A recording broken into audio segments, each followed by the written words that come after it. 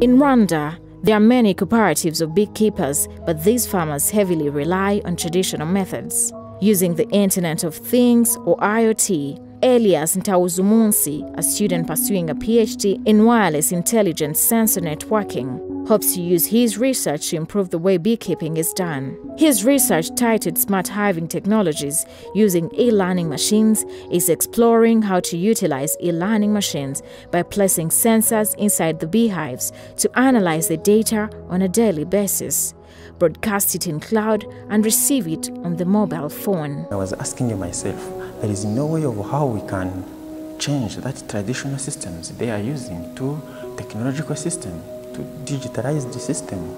So it is where the idea of IoT, application of smart hiving technology, is coming from. Good quality honey is made in a conducive environment with ideal temperature and humidity in the beehive.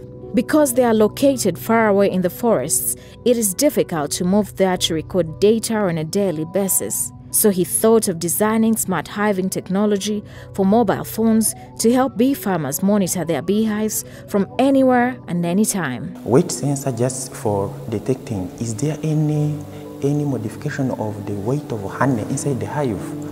I can detect that on a mobile phone, and I think that is anyone who is going to steal it, or the bees inside the hive was moving from the hive to outside.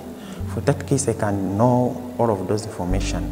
Then after detecting that information on our mobile phones, I was just analyzing on the data as how it's going on. Via this application, one can close and open some outlets in a beehive. I was just thinking on the way I can overcome directly that problem using my mobile phones. For the case of going outside, I was thinking on something like automatic ventilation, where I was adding a veromotor for the positions of where, yes, this is a veromotor, but once it is connected, I can use my mobile phones to switch off or on. If I want to close where the bees was passing when they are going outside, I can close it. If it is rain match, I can close it, I can open it. The bees should also be kept in a conducive temperature of at least 32 degrees. I was constructing something like automatic monitoring. Once the temperature is lower than that normal temperature, there will be an automatic electronic heat, which should be automatically switched on, just to increase the level of that temperature inside the hive. If the temperature is high, for that case, there is an automatic electronic fan which produces some humidity just to protect the life of bees inside the hive. In addition to that, I have also used some motion sensor.